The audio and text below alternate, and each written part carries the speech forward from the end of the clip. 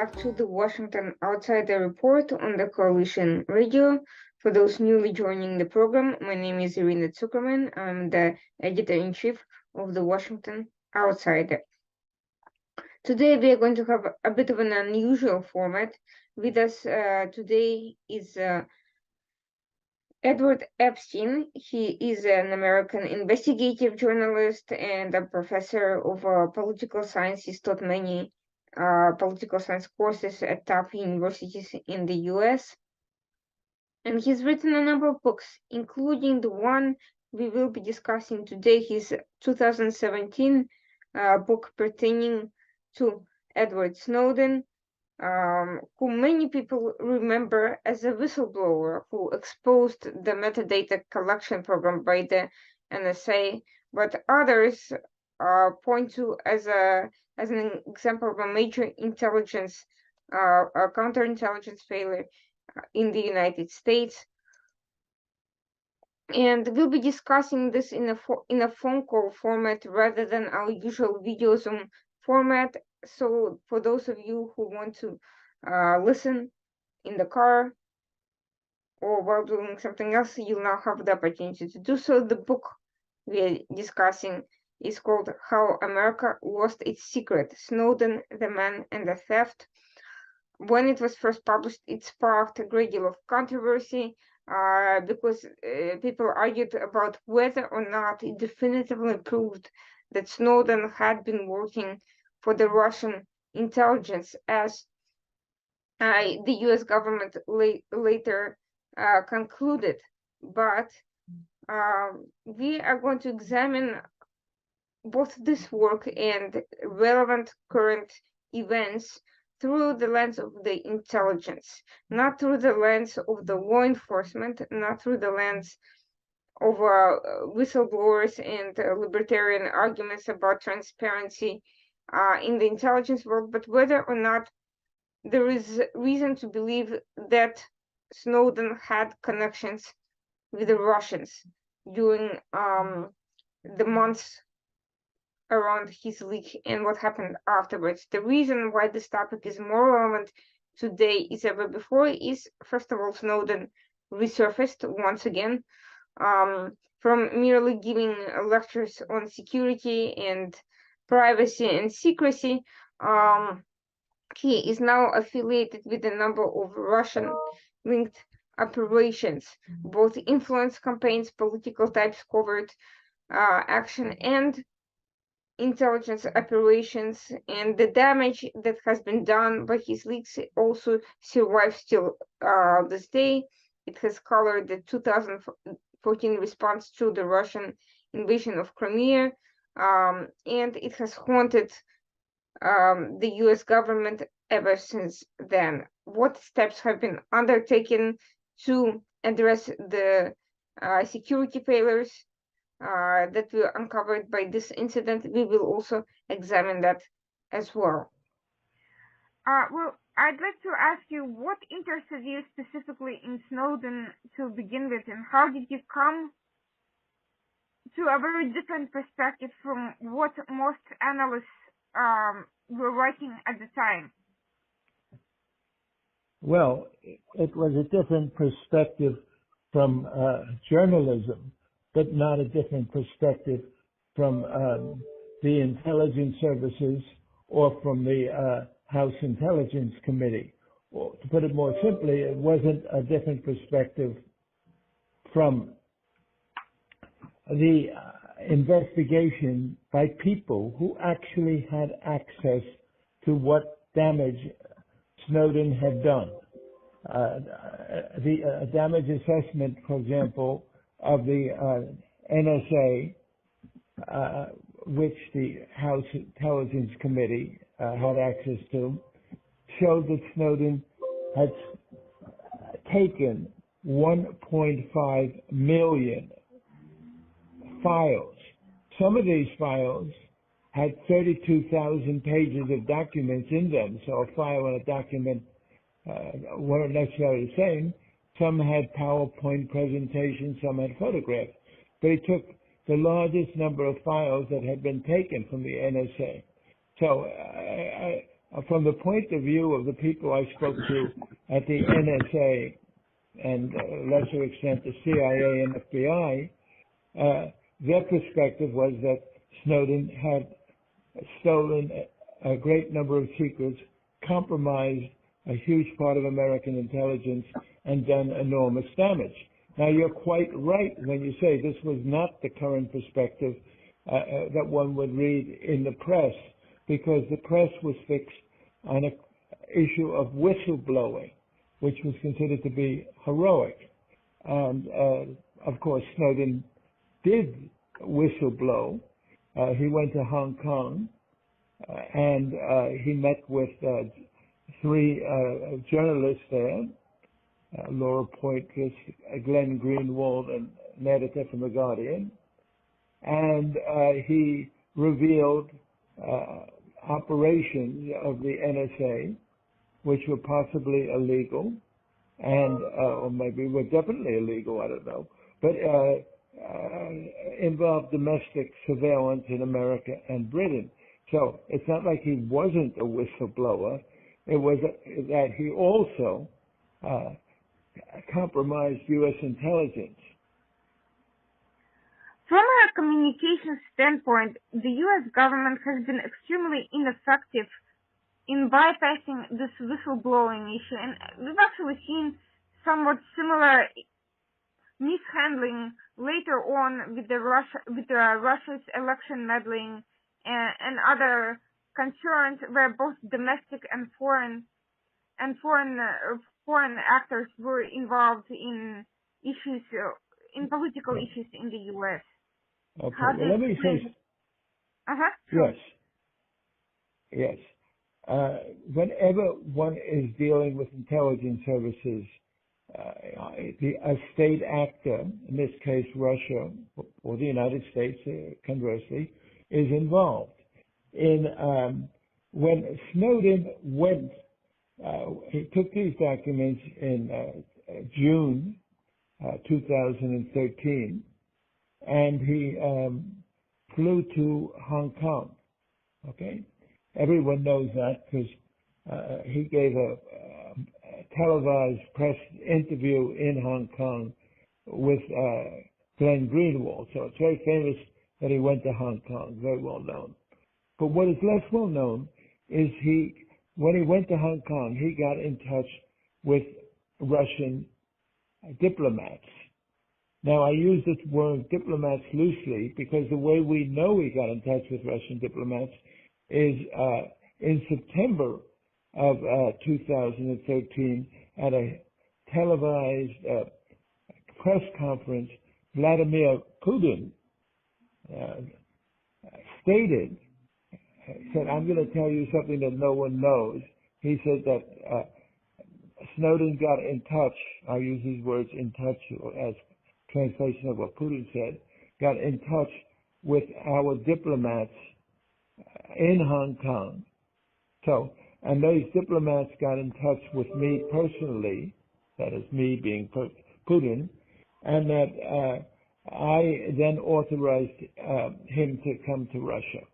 So you have something being done clearly by a state actor, by Vladimir Putin, the diplomats in Hong Kong. You know, I mean, he didn't meet a few Russian diplomats in a bar or restaurant. He had to basically have a way of making contact with them, either through the Soviet diplomatic mission in Hong Kong or arranged by a third party or whatever. So he was in touch at the same time. We have two parallel tracks. At the same time that he's doing his highly publicized headline whistleblowing about a domestic operation, or a couple of them, he's also in touch with the Russians and providing them with reason to allow him to go to Russia, a reason clear enough to Putin that he approved it. Now, you ask about the interference in the American election in 2016. Well, the word interference is a pretty broad term. I mean, it involves, say, what's gone on throughout the history of the Cold War and the new Cold War, that Russia will have propaganda, either in Russian newspapers or in friendly newspapers, like many friendly newspapers in the United States and Europe. There are communist papers in France and Italy. And so it's not unheard of for Russia, or I would even say it's common for Russia to try to influence the outcome of elections. And of course, the United States tries to influence the outcome of elections everywhere. Iran, I'm not saying we do it covertly, or that we lie or use false information, but we certainly like elections to come out in a certain direction, and we don't keep it secret. So I wouldn't call interference, if you mean covert interference, which I think you do, then it's something else where they plant documents, false documents, they release information, they steal what's called doxing. But I think in the case of Snowden, it was a very serious intelligence failure. And let me explain. When Snowden took 1.5 million files, whatever he did with them, whether he threw them in the Pacific Ocean, he gave only a small percentage to journalists. Whatever he did with the rest, destroyed the hard drives, as his Hong Kong lawyer says, whatever he did with them, these documents, from a point of view of the NSA and CIA, and British intelligence, by the way, because they were British documents, were compromised because no one could be sure what he did with them. He could say he threw them in the ocean, but he might have given them to the Russians. It's more parallel to what's going on with the documents that Trump, Biden, Pence, and other people have, that once they leave a secure facility, an approved facility, especially documents that are highly compartmentalized, called SCI documents, special compartmentalized information, then they're compromised automatically because no one knows who's seen them and where they've gone. And so what you do with compromised documents is you close down all the sources and methods in them. And our Defense Department had 200 to 300 intelligence officers at different times working around the clock, 7 days a week, going through the documents that Snowden had compromised and closing down all the sources. This was in the year 2013. So when Russia invaded the Ukraine in 2014, and Crimea was part of the Ukraine, we did not have the kind of intelligence that we needed to see this coming or even see how Russia was deploying its troops. In other words, Snowden blinded our entire intelligence service. So this is not a propaganda war. This is an actual intelligence war. So I think that the Snowden case is much different than the disinformation through the media and through Facebook. I think they're two different operations going on. When I talked to various and assorted people, they all claimed that Snowden first decided to release the information that he did for ideological reasons, and then he sought out Russians due to the fact that his passport was canceled or was about to be canceled, and he needed a safe place to go. However, I'm not inclined to believe that version of the story because it seems to me that a lot of this may have been set up before he got to Hong Kong and before he actually stole those documents. I don't think he could have possibly known what documents to obtain or how to obtain them without external help necessarily. And Right. there are other things that were publicized that I found were never quite really explored. For instance, how was he able to obtain 24 passwords from willing, socially engineer 24 passwords from various people he was working with to gain access to all those documents? How did he know which people to ask, and why did they agree to give him passwords and access? Right. Right. Well, I think everything you say is very interesting, and they're the questions that started me on my investigation. That Snowden's activities could be explained by someone ideologically, and I don't doubt, that Snowden was ideological.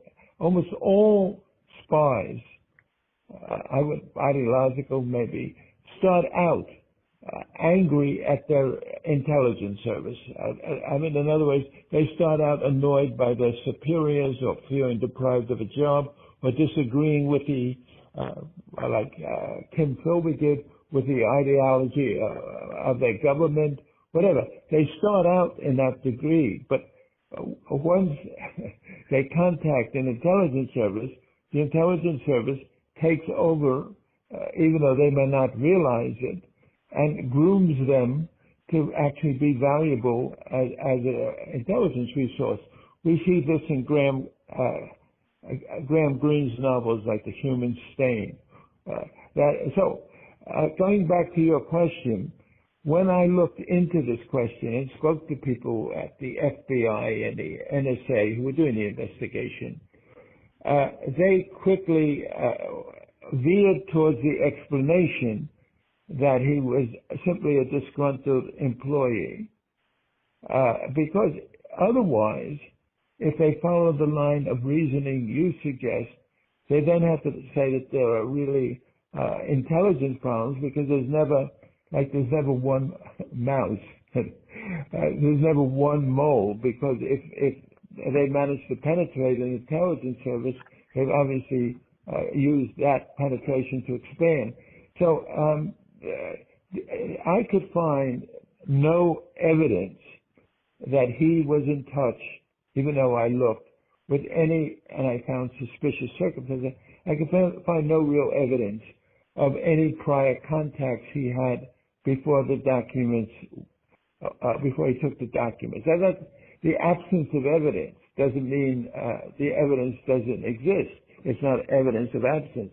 It simply means that the investigation that was revealed to me did not find, prior to his leaving the United States, I had no evidence, and so I had to say that. I had suspicions, but not evidence. Now, the interesting thing to me, which goes along with what you're saying about how could he possibly do this himself and know what to take and everything else, is no one has addressed the question, including Snowden in his own book. He doesn't mention it, and he simply says that he never was in touch with the Russians ever, even in Russia, since they never contacted him, which is unbelievable to anyone. That in Putin's Russia, if a man comes who claims to have had access to the deepest secrets of the United States, becomes totally dependent on Putin, needs his sanctuary, needs his support, needs living conditions, wouldn't be briefed on this. But anyway, Snowden's position is he never spoke to Russian intelligence and never gave anything. But we do know that he had some way of contacting Russian diplomats in Hong Kong. And if you've ever tried to contact a diplomat, they simply don't say, oh, hi, and then meet you somewhere. You have to have credentials. And we know that these diplomats, this is all from Putin, we know this, that these diplomats went directly to Putin himself. So they must have been high-level diplomats and most likely high-level intelligence officers that said, we have an American, he wants to come to Russia, he has a great deal of information. Now, how did the Russians know this? If Snowden didn't tell them this, it suggests they had prior information about Snowden. So that itself I find very highly suspicious. Secondly, Snowden did have help in getting from Hong Kong to Russia. Jules Assange provided him with Assange's assistant, flew to Hong Kong and helped him evade security and bought him a ticket and got him onto a Russian airplane in which he flew to Moscow. Now, Snowden's story is that going to Moscow was an accident. He was heading to South America. But he only had a ticket to go to Moscow. And even if he was, he meant to go to South America, he must have known, since he was fairly sophisticated as an intelligence officer. He worked for the CIA before he worked for the NSA. He must have known that if he got to Russia, now being famous for having secrets, the Russians weren't going to let him out, even if he wanted to get out. I mean, the Russians have that power. A transit lounge at an airport is in the sovereign territory of the country. It's not an international area. So and then of course, let me just say, the House Intelligence Committee issued a report on Snowden. Okay. Now this report, the House Intelligence Committee, was led by Adam Schiff. He was the senior member, and we know that Adam Schiff's politics are not in any way right-wing, which is understatement, obviously. And every member of the House Intelligence Committee signed on to this report. I interviewed the leading members. They all agreed with their assessment, and their assessment was based on them having privileged access.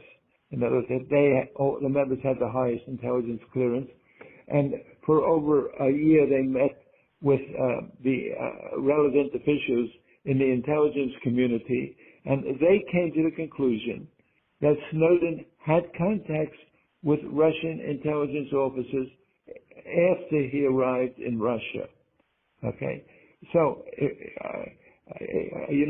this is not a Republican or even a conservative analysis. It's a bipartisan committee, and no one has actually contradicted this, and that one even has to ask, 10 years, in June it'll be 10 years since he defected to Russia. 10 years is a longer time than he ever spent working in America for the American government, for Booz Allen, for anyone.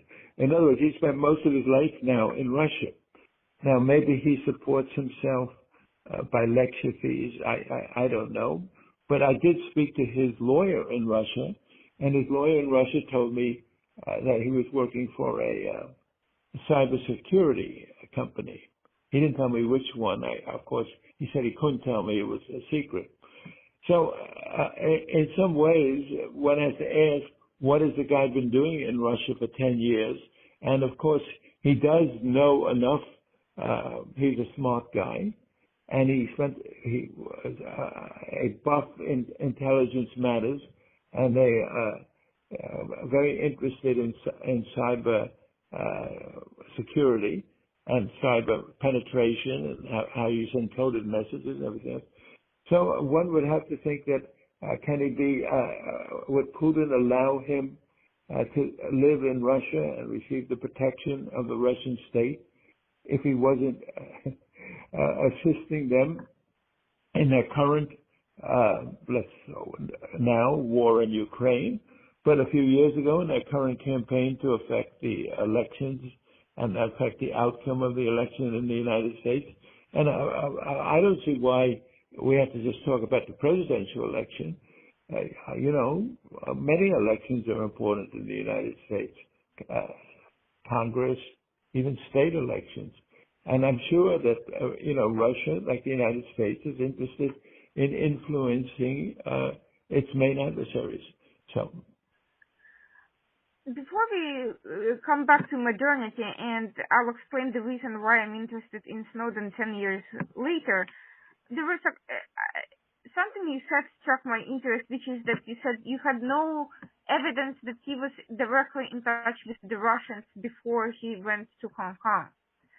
I could find them, yes. But there is a couple of questions that I was battling with for the past 10 years, which is, one, Snowden was a system administrator, network administrator. But at one point, he went to India for an officially sanctioned course on hacking. And so the question was, why India? What was he doing there? And could he have met with someone in India? And the other question was there really any investigation of his broader contacts within the U.S. intelligence community? Meaning, could his contacts in the U.S. have themselves been compromised? Even if he didn't meet directly with the Russians, could he have been meeting with other assets who were already implanted in the intelligence community? Yes, I'm aware of the suspicious activities of Edward Snowden prior to his defection to Russia. He waved a flag, as I say in my book, saying, I'm a disgruntled employee. He told people in Japan, when he said there that the NSA was doing things wrong. In India, it was fairly suspicious, and he could easily have been spotted by Russian intelligence. On his various communication platforms on Ars Technica message, he said, so if the Russians were looking for someone vulnerable to being recruited, I'm not saying they were, and we don't know how good they are at this or anything else. Certainly they would have not missed Snowden. When I went to Hawaii, I went to the place where Snowden talked to a group of, let's call them anti-NSA people. There are people, a lot of people in America do not like surveillance, and they don't like the idea that the NSA does surveillance, okay? And they don't like the idea that Google does surveillance either. They like privacy, okay? And Snowden addressed a group of about 25 of them, using his name, Edward Snowden. He didn't hide it.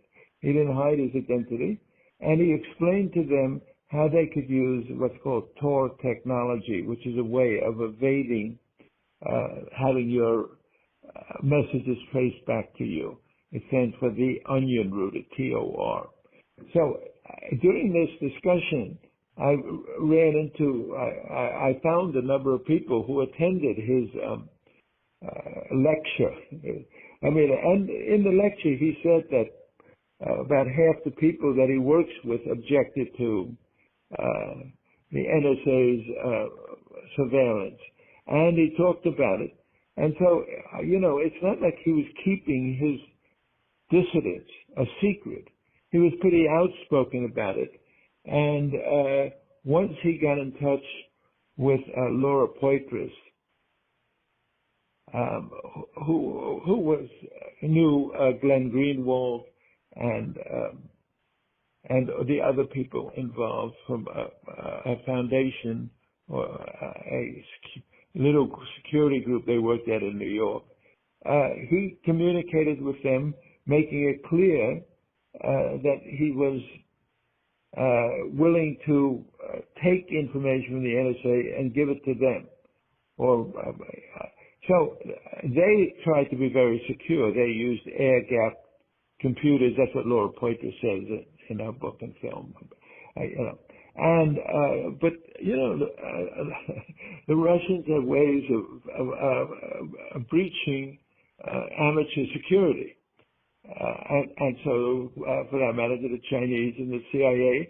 And so one wonders, forgetting the Russians, forgetting the Chinese, why didn't the NSA or CIA catch on to this guy for all the reasons that you just mentioned? His trip to India and his outspokenness against the NSA in Hawaii, and his telling someone in Japan that he had a way of defeating the security system of the NSA and things like that. Why? So there's obviously a failure in American intelligence, and that's why, you know, it wasn't just Snowden. If our system had fairly good security, he never would have become so obvious that he was a disgruntled employee willing to expose information. So, but what I was talking about was, when I said there was no evidence, is I couldn't find any evidence that he met or had been recruited or knew any enemy intelligence agents. That's all I meant. That I couldn't find any, but of course, one often doesn't find intelligence trails. The intelligence services hide their trails. Well, I'm getting at something a little more disturbing than just extreme negligence and incompetence by people who should have known better, which is that he may have had assistance. In other words, what if one of his bosses was sympathetic to his views or in some ways involved in covering up his trail? Was it possible that there were other higher placed moles inside the intelligence and that Snowden was merely kind of a spokesperson for them, a public face to that activity within the NSA, who may have been not in line with the surveillance program specifically or with the organization in general, or who were being paid by a foreign state actor and who had reasons to facilitate his advances without stopping him when they could. Right. Well, if we want to get into the realm of possibilities, there could have been a high level or mole in the NSA supplying Russia with information, and they used Snowden as a sacrificial lamb, let him go public and then let him flee to Russia to hide other information that someone was providing, and Snowden might not even know about this other person. But, so there are many possibilities in the case of the penetration of the NSA, but this was a major penetration of American intelligence. The documents he took, the NSA was setting up with the Department of Defense, or had just set up recently, something called the Cyber Command. Okay, and he took 800,000 documents of the Cyber Command. These are documents that told about our defenses against penetration of our computers, and not only intelligence computers, but Facebook and everything else. So, we were building defenses against some country manipulating our the entire cyber world, let's call it, okay? And that's one of the things that went missing. And so if Russia got it, or if North Korea got it, or if China got it, or even a mafia group got it, they would basically have a huge amount of information about our defense system. One of the things that Snowden took, we know this, that Rick Leggett, who's the deputy director of the NSA, and he also did the damage assessment, and he stated this before the House committee, okay, and publicly. Snowden took one 32,000-page document which talked about every agency of government we have, I don't know, something like 16 intelligence services, from Coast Guard to CIA to Defense, DIA, FBI. They all reported to the NSA what gaps there were in their intelligence gathering. So the FBI would say, we can't get information from North Korea or from this particular source. So this report was a compilation of all the intelligence services saying what the gaps in their attempts to get intelligence actually is from Russia and China and North Korea, 3 countries. This document being missing meant that if no one knows where it is or what Snowden did with it, I mean, Snowden has lied about everything that would connect him to transferring intelligence to anyone other than journalists. But in any case, we don't know where it is. And so if it was in the hands of an adversary, they would know what the gaps were, and they could use those gaps to do whatever they wanted to.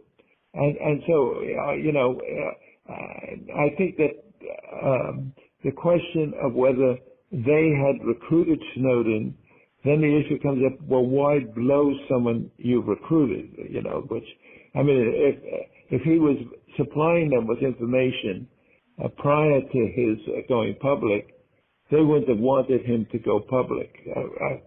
I'm just talking now. I don't know the thinking of Russia. But in all the intelligence people I've spoken to, if you have someone in place and they're providing you with information, the last thing you want them to do is expose themselves. That would be one argument that he was not under Russian control, because they never would have allowed him to do what he did. On the other hand, they might have felt that he was already blown, or that they were using him as, I mentioned, a pawn, a sacrificial piece, to protect other people they had. So, but I can only say, what I found. I can also say what the intelligence committees found, and I spoke to officials at the intelligence services, but I can't assume they would tell me very much. And no one found that Snowden had any contacts with foreign intelligence services. Okay. Now, getting back to your question, did he have help? He must have had help, because at the time he was using his computer to transfer information, he didn't have access to the compartmentalized information, to the compartments that he was breaching. So either it was total incompetence, which some people at the NSA argue it was, or someone allowed him to do this, or they just were. So he couldn't have done this, let me put it this way, following the rules of the NSA, an outside contractor, which is what Snowden was. He worked for Booz Allen. He couldn't have had access to some of the information that he took. So he must have had help, whether it was inadvertent help, people just acted irresponsibly, which happens all the time, or whether it was help by another penetration into the NSA. We don't know. I don't know, at least. Well, I have to say that even if he was blown, and that generally is not in the interest of the intelligence services, Russia and others did get a lot out of the embarrassment, the public embarrassment that happened afterwards. And what's more importantly, if someone in the intelligence services there was playing a long game, they created significant distrust for the U.S. government, the sympathy for the Snowden types, and a sense of disbelief for future communications by the intelligence community that could have served many future operations well. And indeed, we are seeing a lot of the similar steps of massive leaks of data and massive internal political wrangling over the agendas in those leaks that have happened afterwards. And frankly, as far as I see, the Snowden was a test run for the success of such operations. Yes. And it succeeded. It built internal political climate that made other things possible, at the very least. But yes. I wanted to get back to right. Mm-hmm. What you say is true. Okay, that the Snowden's public expose through the Guardian newspaper, to television, as you say, demoralized American intelligence, raised inhibitions to them doing certain things they have been doing, including on the war on terrorism, affecting our relations with allies like Israel, which now felt that if there was a leak or penetration in American intelligence, they couldn't turn over certain information. So it did a lot of damage, just the fact of a revelation. And there are precedents for intelligence services blowing agents on purpose in order to get public exposure. The most famous case happened after World War I in the early 1920s. It was a huge Russian deception operation called the Trust. And when it lost it led to the capture of many Western intelligence officers in Russia. It was one of the communists' first big successes. But at a certain point, they decided that they were it was no longer producing valuable information for them, so they decided to blow it themselves by having the head of the trust give a newspaper interview. His name was Appleput. Give a newspaper interview explaining how they had deceived and duped British and American and French intelligence, which led to the kind of demoralization you're talking about. So when an intelligence operation is about to be concluded, or say in the case of Penkovsky, when he's captured, then the other service tries to get maximum public exposure by blowing the agent and trying to demoralize it. So that does happen. So, it's not like 100%. You can't say anyone who goes public can't have ever been, can't have formerly been a spy. It could have been.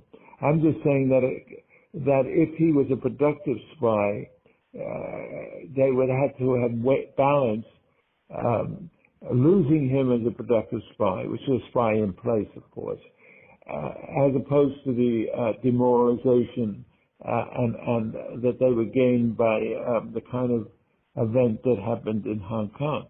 But as I say, you're asking me to speculate, and I tried as hard as I could to find a trail for him prior to his defection. And I did find that once he contacted Laura Poitras, he did act in a very conspiratorial way, having her set up a dead drop for him to supply documents, and he seemed to know exactly what he was doing. And he delivered the information and organized the press conference. He orchestrated everything. And so someone else may well have told him what to do. But I never found that other person, or even that the other person existed. And to your knowledge, has there been any internal inquiry inside the NSA or other agencies into any potential accomplices? Well, one of the things, one of the people I knew quite well in American intelligence was James Jesus Angleton, who more or less created the counterintelligence service. And what Angleton found was that the tendency of any intelligence gathering organization, let's say the Russian division of the CIA, would try to hide any evidence that they had been penetrated, because it would mean their jobs and their careers. So what Angleton, as we're talking about after Philby in the 1960s, okay, Angleton told Alan Dulles and the directors of the CIA, we have to set up counterintelligence at the level of the director, a staff, not at the level of the actual intelligence gathering. So his point was that an intelligence service hides any penetrations or misconduct inside itself. The same could be said of a newspaper. You know, a newspaper does not like to expose that one of its reporters is on the payroll of, let's say, some pharmaceutical company, because it calls the whole newspaper into disrepute. They would, of course, fire the reporter, and they would have a kind of investigation. But so it's not, you don't have a sort of objective fact-finding. Did Snowden have assistance or not? The immediate reaction within, first of all, let's say Booz Allen, because Booz Allen was the outside contractor, and Booz Allen itself has had not merely Snowden, but had two other contractors who stole information from the NSA. So Booz Allen's immediate reaction would be, Snowden did it alone. He was an outlier rather than there's a systematic failure, because they, had their billion-dollar contracts with American intelligence. Okay. Secondly, the NSA acts exactly like Booz Allen acts. They had much evidence. For example, there was evidence that Snowden had forged his exam to try to get into the NSA. He was an outside contractor. He wanted to actually be an employee of the NSA, which could be evidence of someone trying to penetrate the NSA, get a job. And somehow he forged the answers on the exam. They knew that. But they didn't then ban him from working for Booz Allen. They just more or less covered that up. So I think, I've investigated a number of intelligence failures, let's call them. And it's very hard to find evidence of a successful Russian or Chinese or whatever, Cuban penetration, because the natural tendency of those involved in the case is to hide the fact that it went on for several years, or went on for or involved others. I have a short book on James Angleton called James Angleton, Was He Right?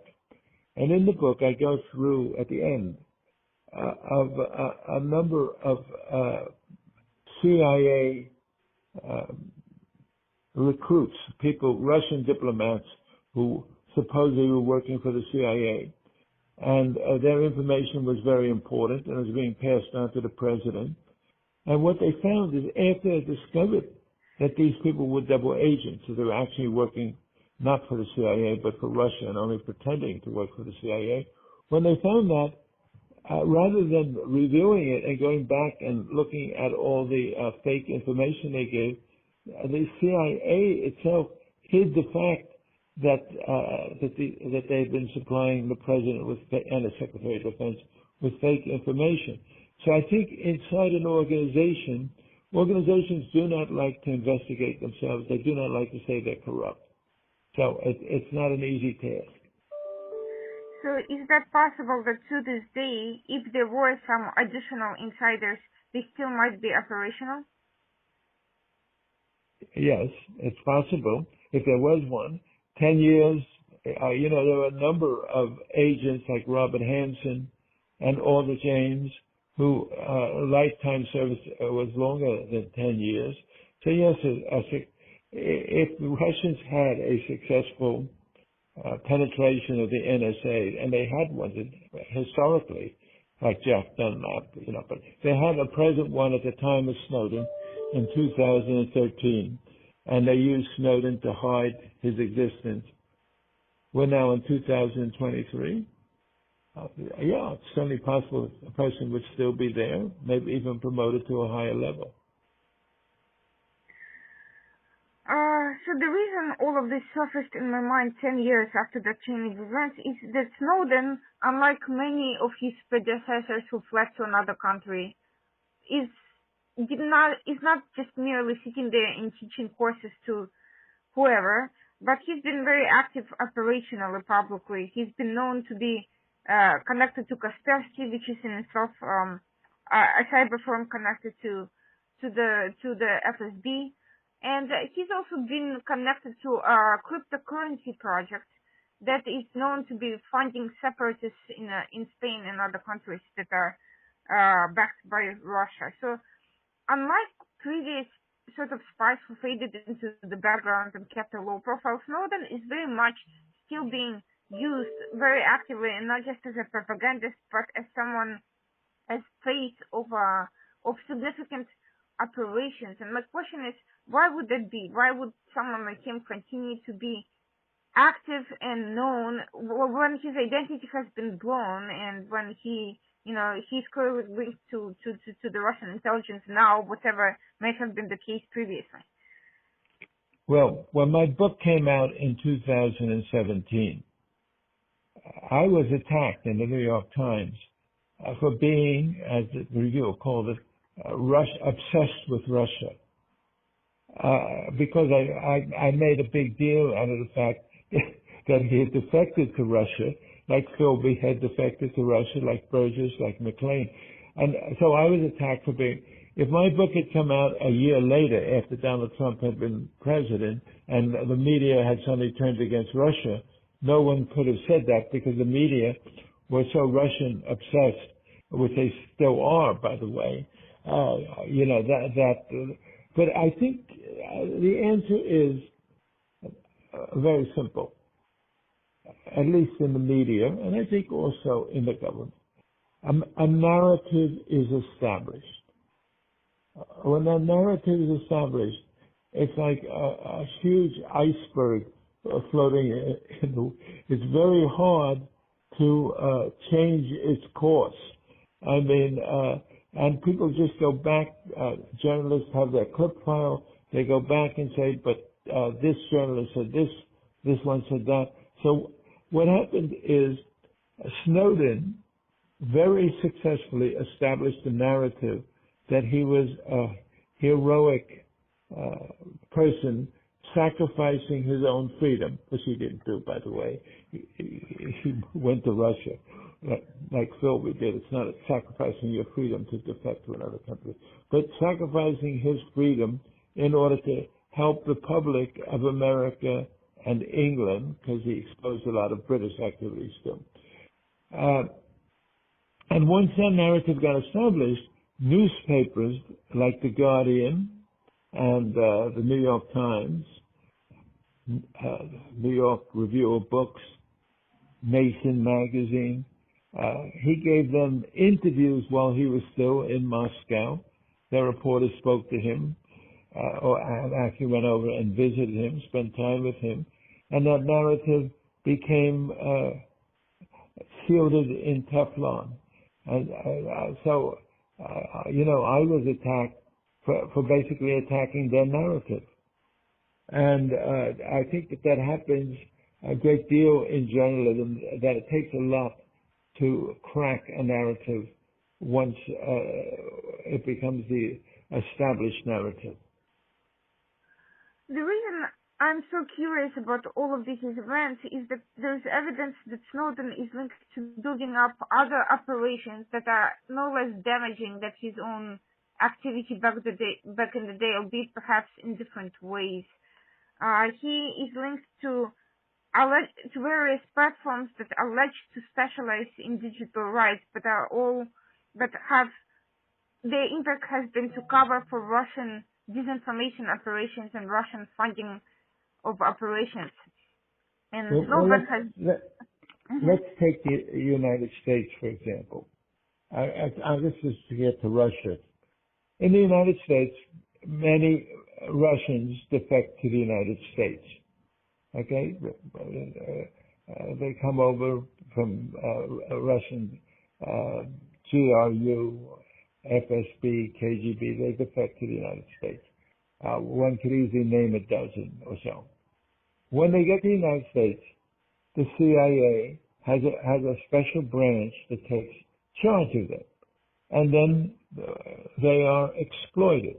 Now, what exploited means is arranged to write books, to give newspaper interviews, to contact organizations. They're used by our intelligence services assuming that all the information from them has been milked out, they're now used in the public media to serve in the let's call it the propaganda war. So we could assume that Russia does the same. So when someone defects, whether it's Snowden or Philby, the person is now used once he's milked of whatever information he may possess, and whatever his skills are used by their intelligence services. He's then used and paid for his use and used to advance their propaganda interests. So I don't find it unusual. Look, I mean, Snowden comes to Russia. His credit cards are canceled. He doesn't have a penny. This is June 2013. He has to live. He needs an apartment. He has a girlfriend who he then marries and has a child with. He writes a book, but the CIA tries to seize all the earnings from the book, so I doubt he got very much. I'm not sure about that. The movie that Oliver Stone made paid his lawyer, Kucherina, but didn't pay Snowden. So for 10 years, how has Snowden supported himself? He supported the answer. Well, first of all, I don't know. I spoke to Kucherina about it, and Kucherina wouldn't tell me. He said he had a job, okay? But whatever it is, he's earning money in Russia for doing something that is not against the Russian interest. And so the types of things you cite seem to be totally consistent with how you would handle a defector in any country in the world, including the United States or Russia or China. You try to get maximum value, since now you have to pay for his upkeep. What do you think would it take to unravel the Snowden myth and to reveal the damage that Russian disinformation, aided by actors like him, is currently doing to the international community? Okay. Well, the House Intelligence Report came out in 2016 and 2017. It was, as I said, a bipartisan report. Well, they spent over a year on it, and they had access to something the media, including myself, by the way, could not possibly have access to, and that is the damage assessment reports done by all the intelligence services. That report has it did not receive a single story other than it was released on the day it was released. So the media isn't interested in in exposing the damage Snowden did. And the American government isn't interested in it because it makes the American government look foolish. And it also raises a major question, which I tried to raise, and that is the American government outsources a great deal of its intelligence analysis to private contractors like Booz Allen. Now, these companies have different levels of security than actually the American than the NSA has or the CIA has. So what Snowden pointed to, and two other people like Snowden pointed to, was that the entire system, why does it outsource the analysis of its top secrets? And the answer is budget.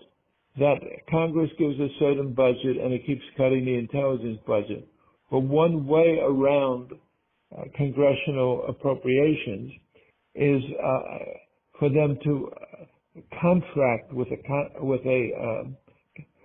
pay a contractor to do the work, because that goes under a separate budget that the president can authorize, and it can be authorized within the budget without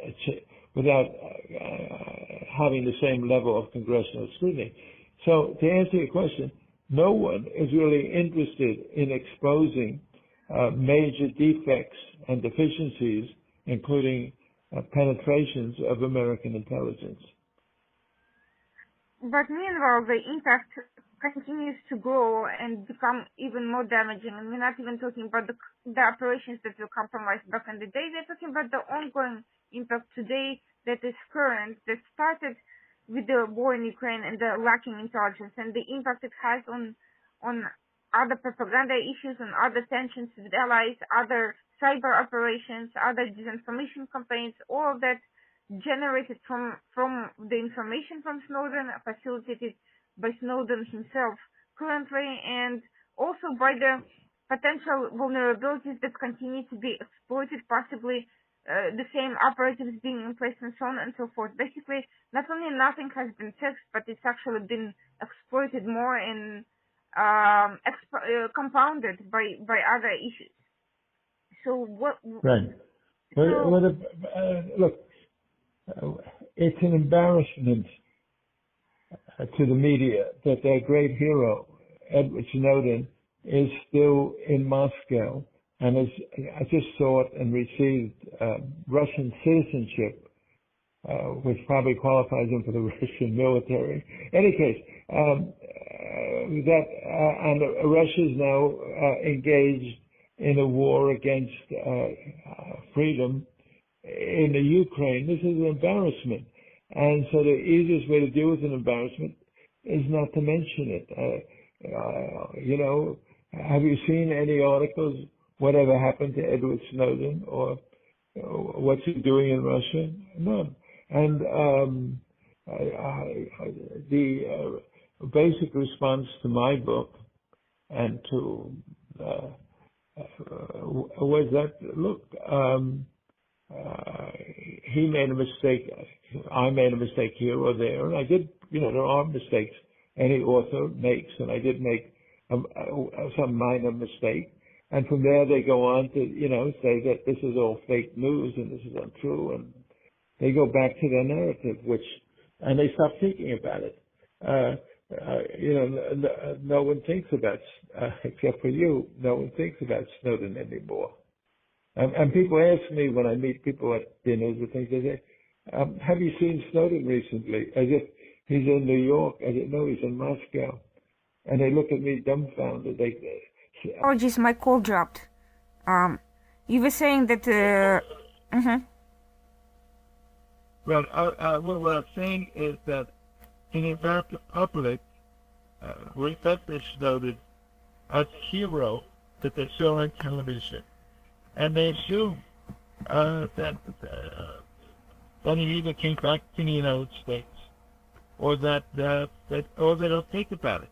That no one, it's an embarrassment in the middle of the Ukraine war that Snowden in Moscow under the protection of Putin.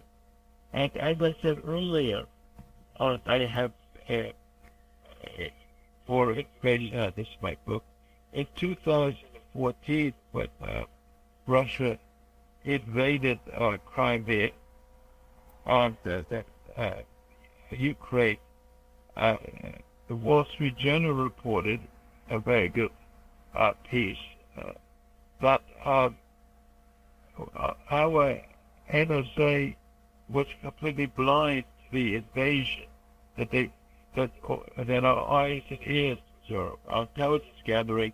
The Russians somehow managed to invade everything. And they think that 6 months earlier, roughly 6 months earlier, Snowden had given up the keys to the kingdom, which would allow them to evade our intelligence system. And now, 10 years have passed, and intelligence services had to close down their sources in 2013. And presumably and hopefully they found new sources and new methods in those 10 years. We hope so. And we have better intelligence now. But the loss, different, intelligence officials said publicly that we lost a generation of our intelligence capabilities, which would be 20 years. So I don't know, but certainly Snowden has not helped our position or the Ukraine's position in terms of intelligence gathering. And ironically, the same methods are being used now to try to discredit any assistance Ukraine may be getting from NATO by the same suspects. And it sounds like the damage has gone, has not only been intelligence but also political, which only reinforces the intelligence damage. Right. And if you look at triumphs for Russia in the intelligence war, you could find very few.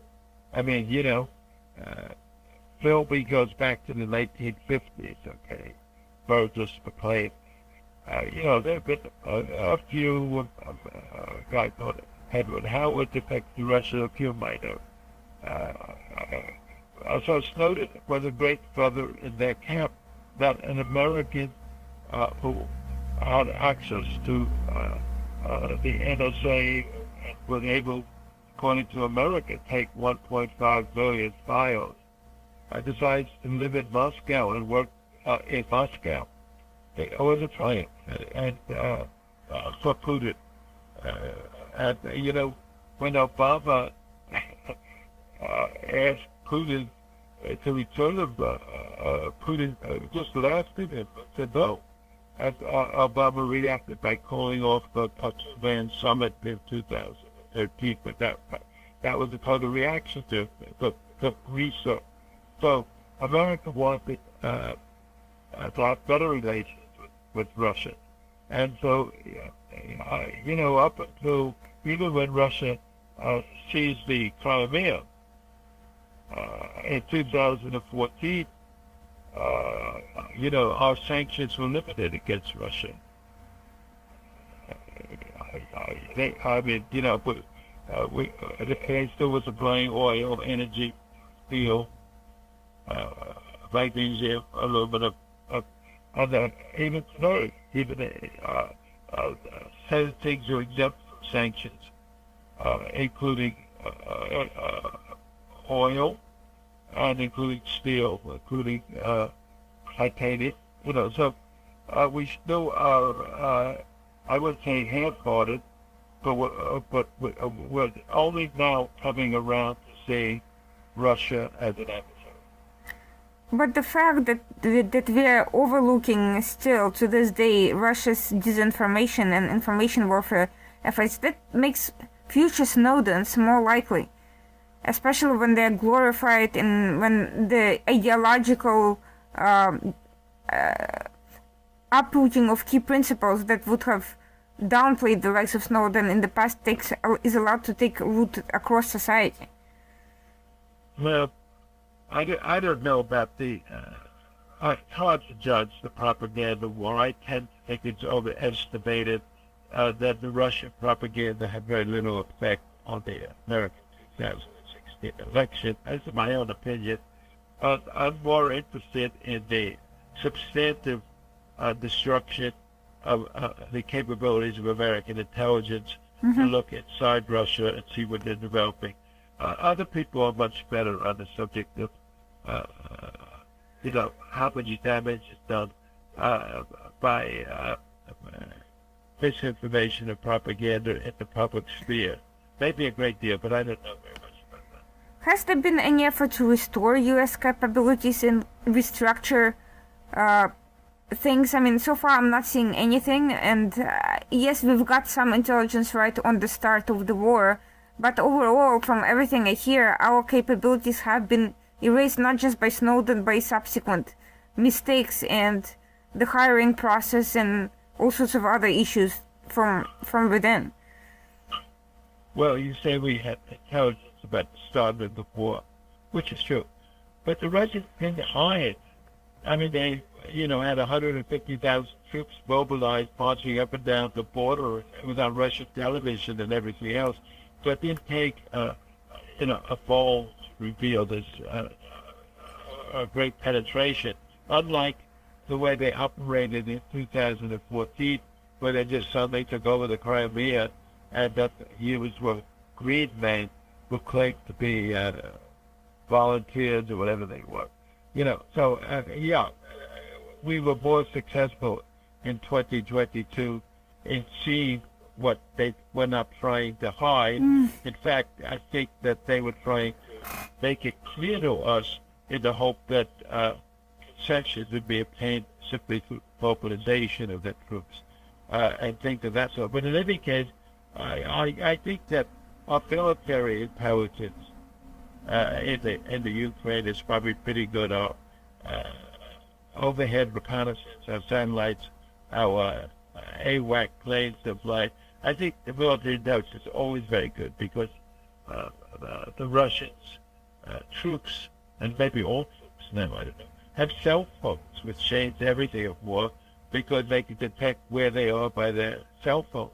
And they hit up until 2000, no one had a mobile phone that told where they were. And, even if you turn your phone off, it can be detected, so, and the Russians don't turn their phones off. And I don't know about troops turn their phones off, the Ukrainian troops. I think Ukraine, everyone has a cell phone now in the world. So, but I think military intelligence, because it has specific objectives, like where are the Russian divisions stored. And they're pretty good at finding that, or where is a ship sailing, or where do the pipelines run. I think that the kind of intelligence that the NSA was producing up to Snowden was intelligence that Russia couldn't expect we were obtaining through the interception of coded phone calls and enciphered messages and stuff of that sort.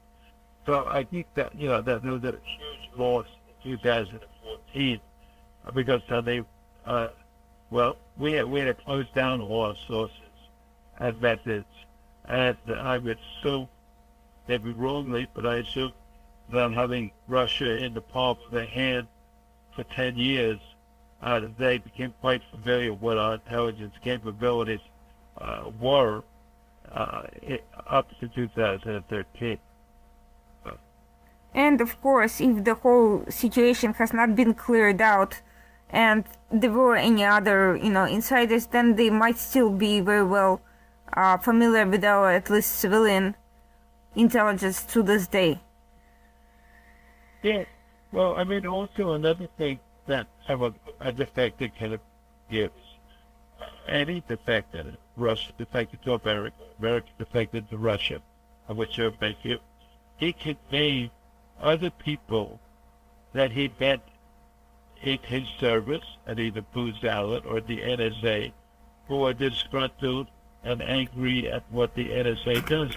So a defector can identify people to be approached. So, I think Snowden did know other people and knew how loyal or disloyal they might be. One last question, because I don't want to take too much of your time, but that it goes back to you mentioned about the angry anti-NSA people, supporters of the Tor project, and people Snowden was teaching about how to evade surveillance or the dangers of surveillance and so on and so forth.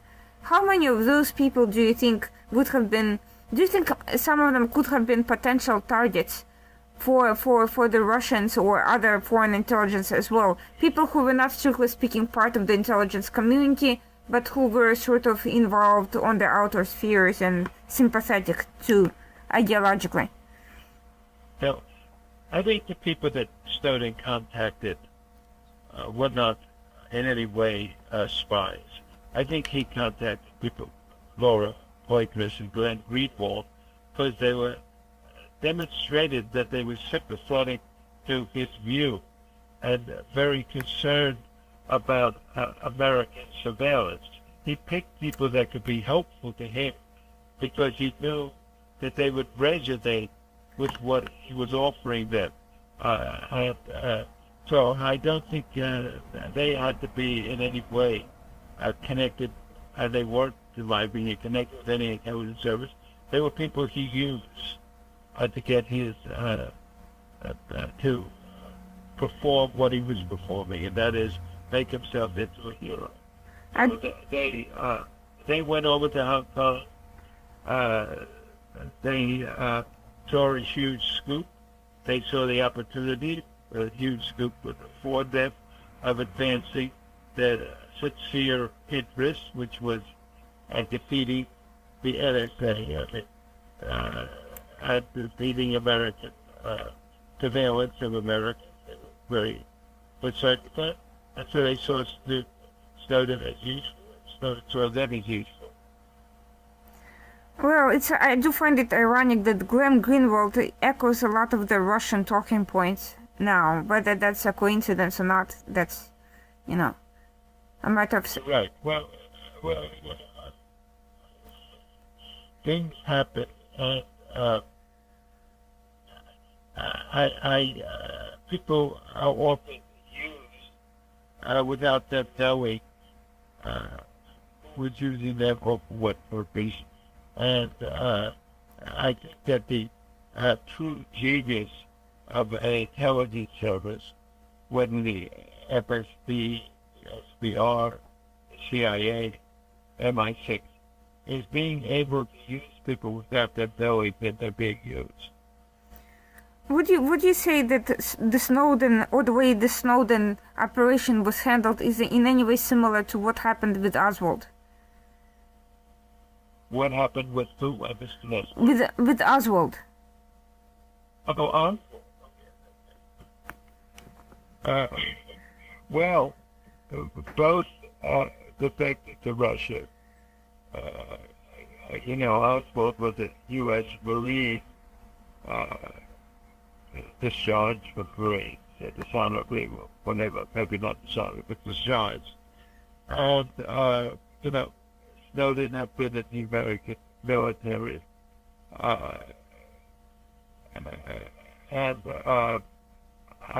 think Snowden got some sort of impaired discharge. So there were parallels. Both were disgruntled with American society. Oswald was totally uneducated and unconnected. Snowden was self-educated but well-connected. He had family members who were admirals and things like that.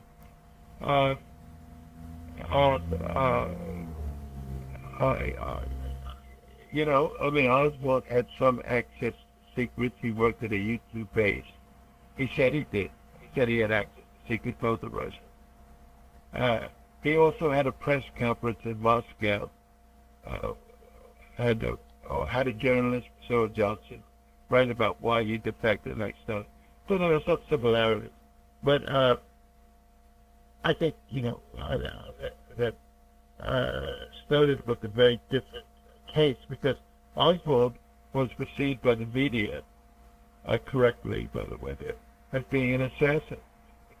And with Aiden Figure was Snowden was perceived as being a hero and a courageous whistleblower. So they were perceived totally differently. And, of course, Snowden did what he wanted to do, and that is damage the NSA, attacking especially the NSA's domestic spying programs, which he succeeded in doing. And maybe it's good that he did it, not bad. And it's, of course, whether that was his prime objective, or whether his prime objective was actually getting to another country, which he had talked about a good deal. Of course, the other country he talked about was China, with threats and things like that. But whether he wound up in Russia because there was the only place to go, or plan to go, I don't know. But yeah, I think there were some similarities with Oswald's defection, but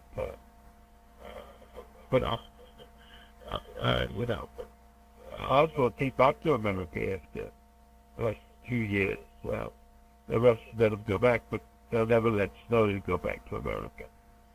No, I can't imagine. But unfortunately, in both cases, the way this insularity, this self-preservation instincts of the intelligence community have led to incorrect perceptions and misunderstanding of the adversary by the general public. Well, I spoke to a number of top KGB officers in Moscow. I was able to put it, Alder James, Robert Hansen. And they told me, I think quite frankly, that what they look for is a disgruntled employee. Okay.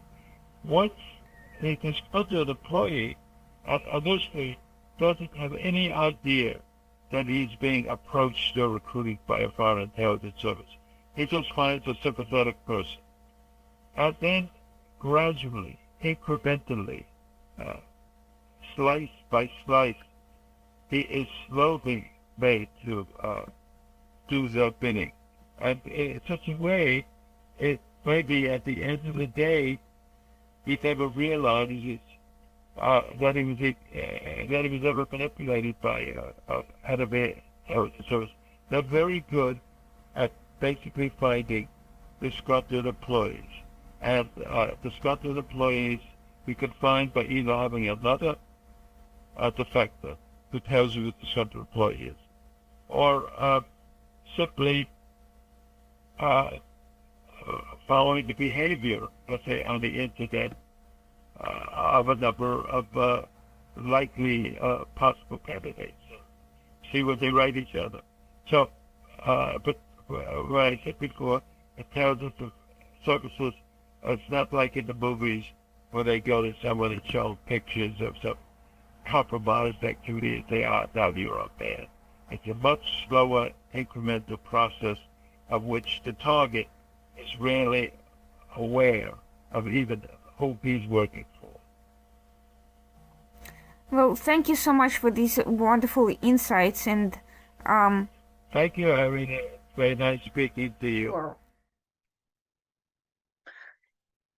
And so this was the program discussing in detail Edward Epstein's book, one of the few of its kinds that are looking at Snowden not as a public figure, but from the position of security failures in the US, from the position of his impact on the US intelligence, and from the position of his connections to Russia then and now. And we are looking at also whether Snowden was a modern day Lee Harvey Oswald, or was he another type of actor? And we will see more of such people thanks to his example and thanks to the public response to what happened.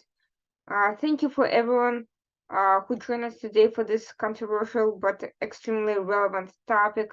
We will be back next Tuesday at our usual time, 9 p.m.